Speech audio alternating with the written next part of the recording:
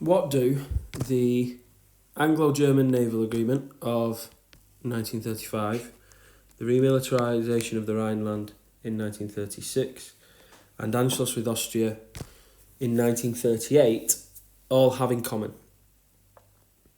Amongst many things, the one most pertinent to Britain is that it has sat back and watched Nazi Germany try to overturn the Treaty of Versailles. In 1935, they were challenging the limitations to the military, and then in 1936 and 1938, Hitler's government began to challenge the territorial limitations. Couldn't remilitarise the Rhineland because of its border with France and the Benelux countries, and couldn't unite with Austria. Britain's policy of not actively opposing Hitler's actions is a policy that's known as appeasement. It's a policy that's most associated with Prime Minister Neville Chamberlain. He was Prime Minister from 1937 to 1940. Now you can see that at least two of those events happened before he became the Prime Minister. So it is a little bit unfair to say that this is his policy, but Neville Chamberlain is the person most recognisably linked to this policy. Now, history hasn't been kind to Neville Chamberlain. He's often viewed as a man who sat back and allowed Hitler's government to expand and become more powerful and more confident. And the whole policy is viewed as a cowardly response to Hitler's dictatorship. When war breaks out in 1939, sorry for the spoilers, he resigns in 1940 and is replaced by Winston Churchill, who is a known critic of this policy. They both belong to the Conservative Party, but they have very different views on how Britain should deal with Hitler. We're going to look now at the views for and against this policy of appeasement. Okay, so I'm going to run through 6 reasons why some historians argue that appeasement was a wise choice at the time. Like I said before, most historians argue that it was a policy that failed, and how much of the blame they give to Neville Chamberlain it varies from one historian to the next. But there were reasons for this.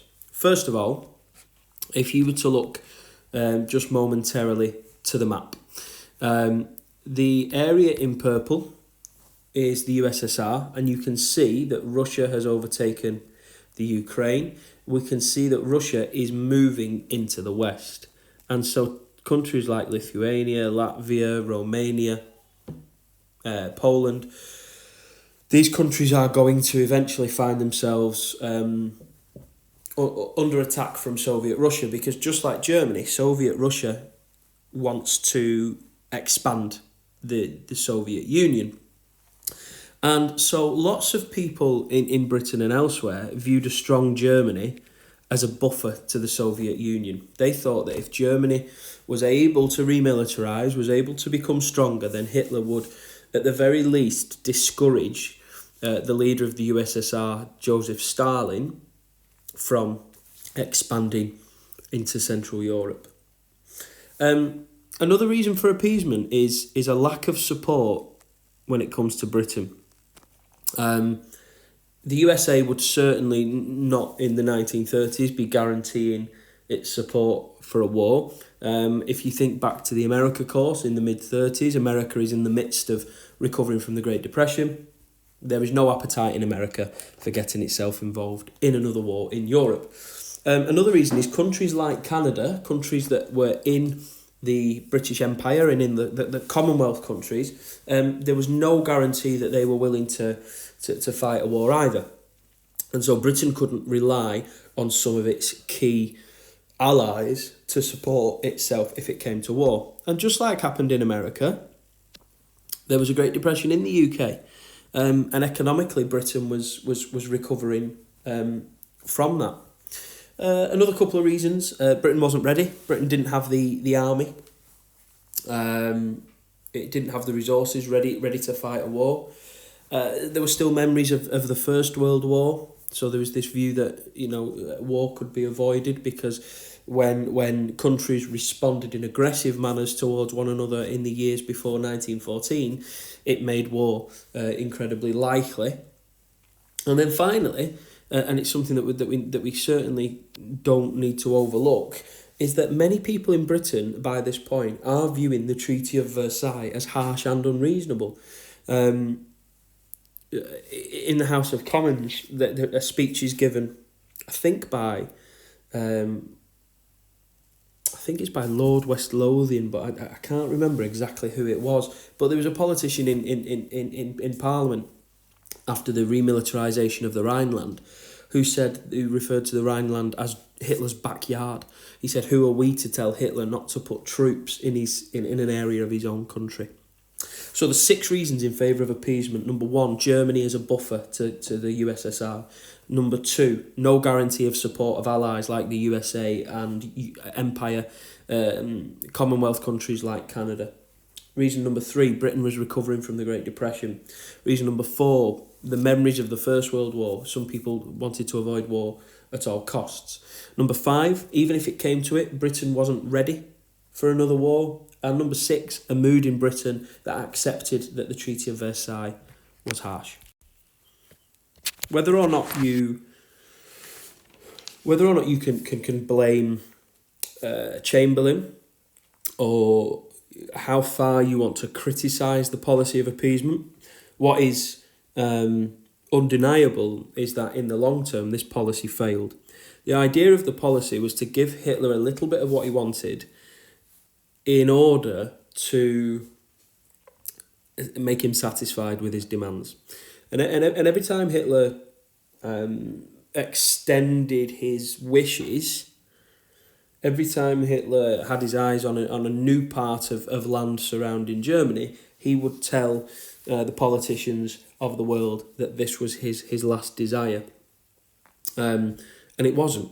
So no matter what you think about appeasement and how much you can blame Chamberlain for it, it did fail, because we do get a war in 1939.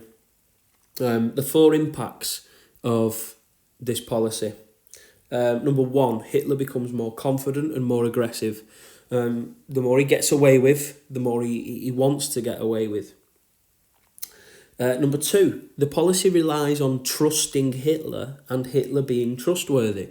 So when Hitler says, we're going to look at Hitler's actions towards Czechoslovakia in the next video.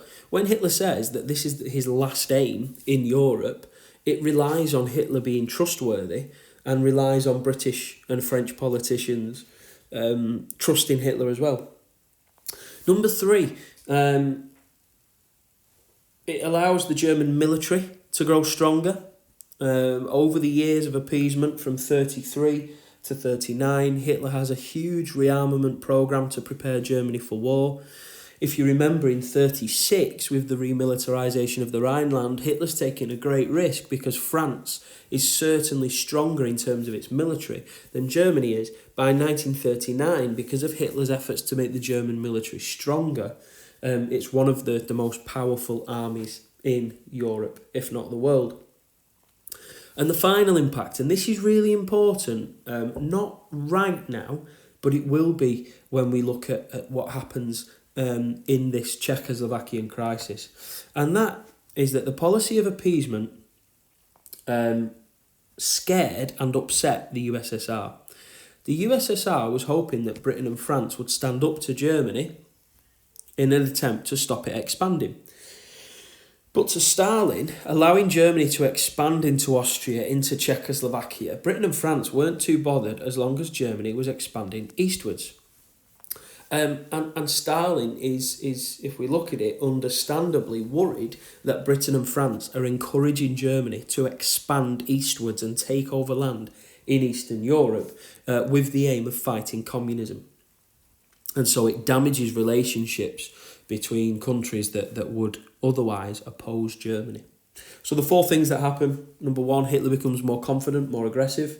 Number 2, it relies on Hitler being trusted and trustworthy, and he's not. Number 3, it allows the German military to grow stronger. And number 4, it scares the USSR and it forces a division between what would be Germany's enemies should it result in war. But by appeasing Germany, it creates a division between those countries.